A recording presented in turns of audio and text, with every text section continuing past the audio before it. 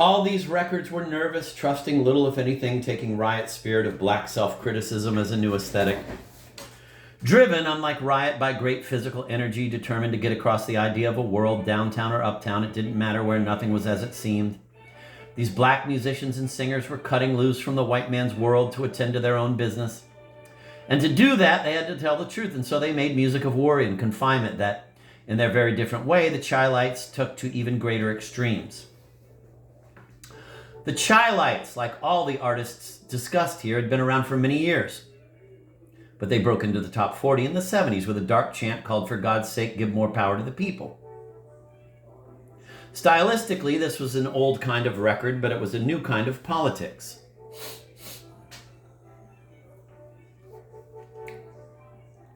Instead of a demand or an affirmation, it was a plea, and a desperate one at that. The Chi-Lites' persona was open and vulnerable, the antithesis of machismo, something they explicitly dismissed with the great "Oh Girl." Other hits, "A Lonely Man," "Have You Seen Her," and "The Coldest Day of My Life," undercut the high-stepping burst of mastery on which Wilson Pickett and so many other black artists of the 60s had based their careers.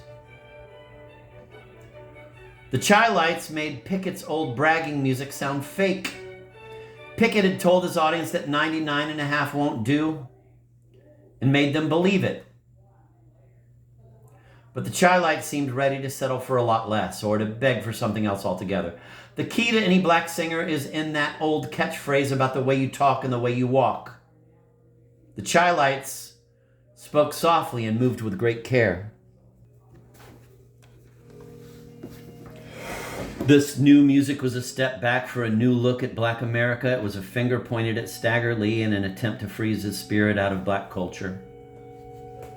On many levels, direct, symbolic, commercial, personal, this music was a vital, conservative reaction to the radical costs Sly had shown that Stagger Lee must ultimately exact. And since Stack was roaming virtually unchallenged in the new black cinema, this musical stance amounted to a small-scale cultural war. All the new black movies, from Hitman to Trouble Man to Detroit 9000 to Cleopatra Jones, were cued by the reality behind one very carefully thrown away line from The Godfather, a movie, it is worth remembering, that attracted millions of black Americans, even though it had no black characters, let alone any black heroes.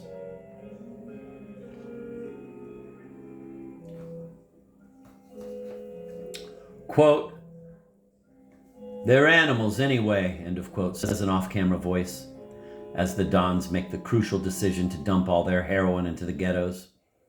Quote, "Let them lose their souls," end of quote.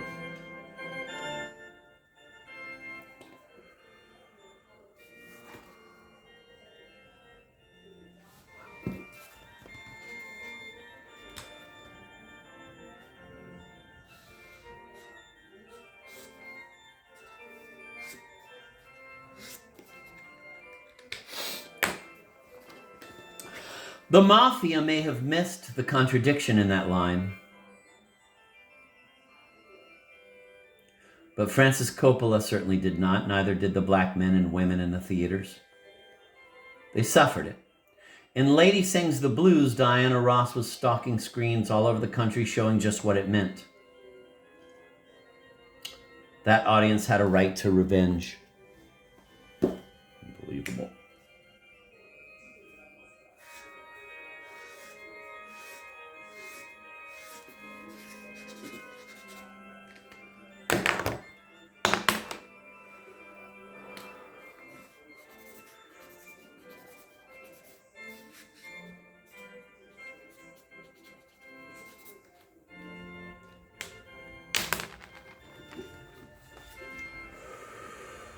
The Mafia may have missed the contradiction in that line. Let me reread the line. All the new black movies, from Hitman to Trouble Man to Detroit 9000 to Cleopatra Jones, were cued by the reality behind one very carefully thrown away line from The Godfather, the movie, it is worth remembering, that attracted millions of black Americans, even though it had no black characters, let alone any black heroes. Quote, "They're animals anyway," end of quote, says an off-camera voice, as the Dons make the crucial decision to dump all their heroin into the ghettos. Quote, "Let them lose their souls," end of quote. The Mafia may have missed the contradiction in that line, But Francis Coppola certainly did not. Neither did the black men and women in the theaters. They suffered it. In The Lady Sings the Blues, Diana Ross was stalking screens all over the country, showing just what it meant. That audience had a right to revenge. And so the fantasy went to work again. If that line had opened up the abyss, the old black hero shot up from the bottom and pushed in the white man instead. Stack slipped through the hands of the white sheriff, won his fight, got his girl, and got away.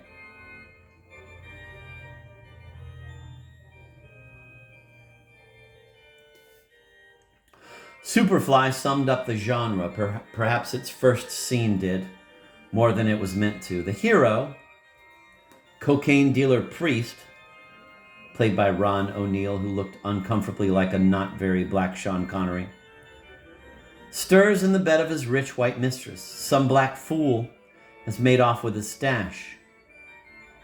Priest chases him through the alleys up the side of a building and traps him in a tiny apartment. There, in full view of the man's family, Priest beats him half to death. This was John Hurt's Billy, but Lloyd Price's Stagger Lee. Still, Priest is nervous. Hustling's all the man has left us. He tells his partner, who thinks that's just fine. Priest wants out of the life, but the invisible whites who run the show want him in or dead. He bets everything on one last big deal. He turns on the pressure. One of his runners, Freddie, can't take it and he panics and gets himself killed. Another man, a sort of father figure who started Priest out peddling reefers when just a lad, is talked into the game and he too loses his life to Priest's bid for freedom. Priest's partner weighs the odds and sells him out.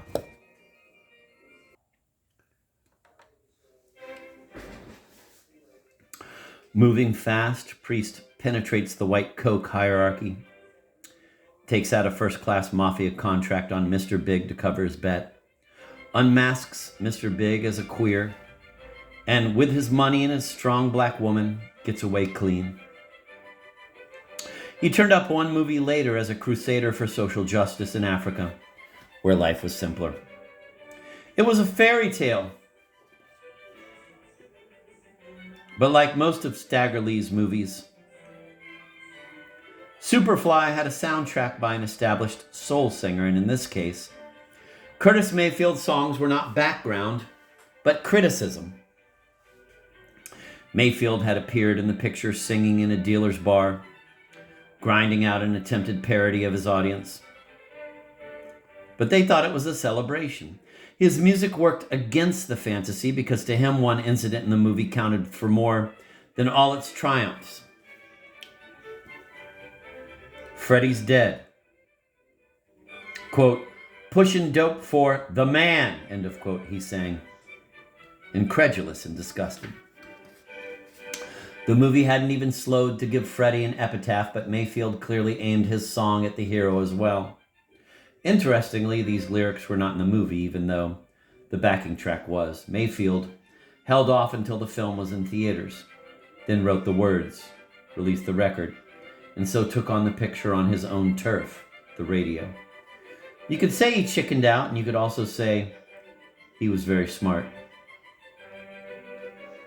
Superfly had a black director, Gordon Parks Jr. There was a surface ghetto realism, and there were touches of ambiguity. But the movie had Hollywood in its heart, and that was enough to smother everything else. Most of the pictures that followed simply shuffled Superfly cliches, but they kept coming.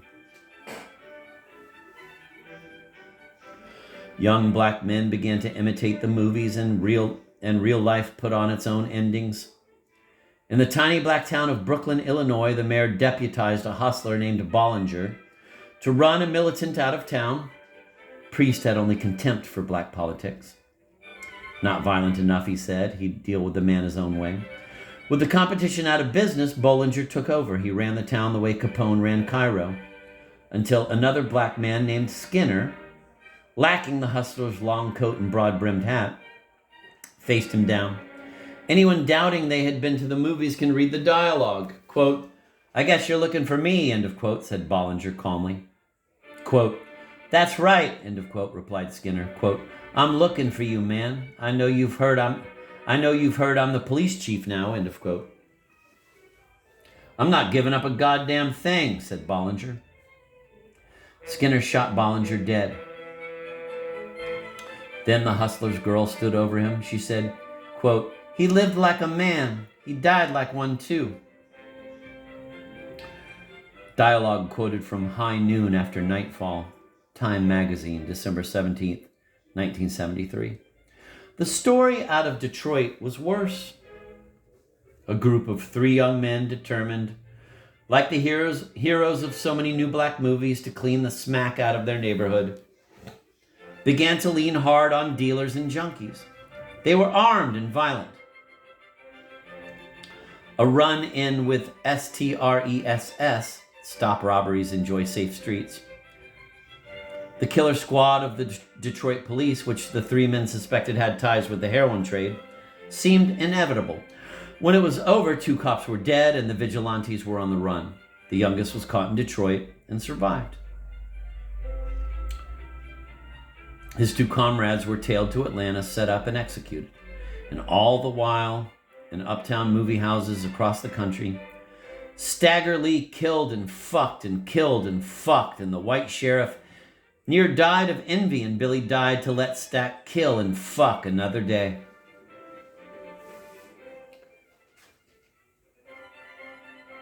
One movie was different,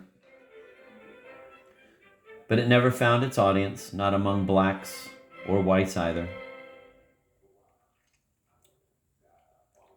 Across 110th Street, directed by Barry Shear, who earlier made Wild in the Streets, the most paradoxical youth exploitation picture, written by Luther Davis, looked enough like all the others to make it easy for nearly all critics to dismiss it. The film was almost unbelievably violent, which gave reviewers license to attack it. It began with the same cliches everyone else used, but intensified them mercilessly. It pumped so much pressure into the world of the new black movies that it blew that world apart.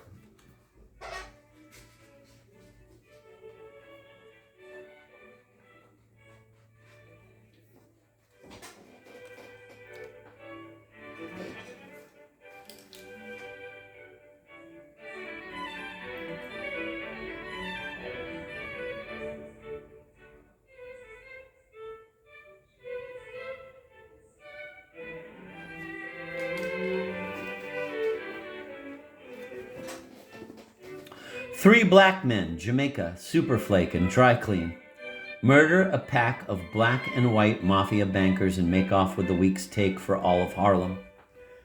They don't steal because they hate the mob, they steal because they want the money. A mafia lieutenant, played by Tony Franciosa, is sent out to bring back the money and execute the thieves, knowing full well he can forget his future if he fails. Anthony Quinn plays a bought cop caught in the middle. He has to take the case straight to make his pension. And a new black cop is keeping an eye on him, but he has to do it without losing his payoff or his life to the mafia hirelings who control his district. A black man who runs a taxi company and looks like Fats Domino risen from the swamp of evil, and his bodyguard, a Stagger Lee who watches over the entire film with the cold eyes of someone who sold his soul to the devil the day he was old enough to know he had one.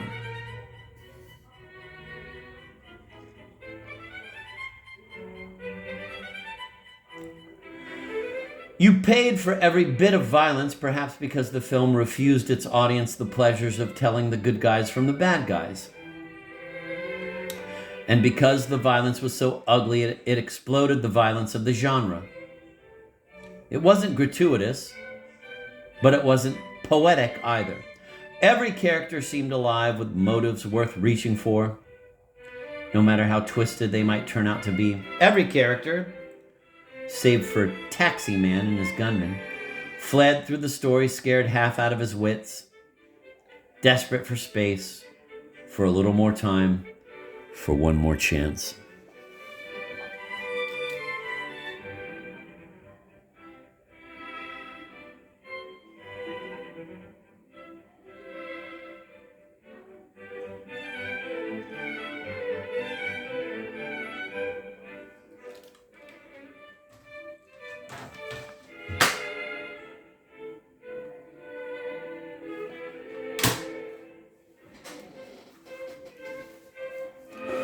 The thieves speed away from the litter of corpses, divide up the money, and go into hiding.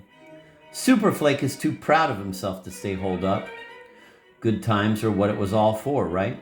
His best hustler's clothes, tasteless Sly Stone, but gaudy, have been hanging for this moment. Down at the best whorehouse in Harlem, Superflake has a dozen women, and he's bragging. Franciosa picks up the scent, and with taxi man Stagger Lee at his side, his eyes glazing over with a sadism that masks his own terror, he rips Superflake out of the whorehouse bar. When Quinn finds Superflake crucified, castrated, and skinned alive, you realize that along with no heroes, this movie may offer you no way out. It was made to take your sleep. Jamaica and Dry Clean pass the word in panic. They know that Superflake had to finger them. Dry Clean shoves his money into a clothes bag from his shop and hails a cab for Jersey. The driver spots the markings on the bag, radios back to Taxi Man, and delivers Dry Clean straight to Franciosa at 110th Street.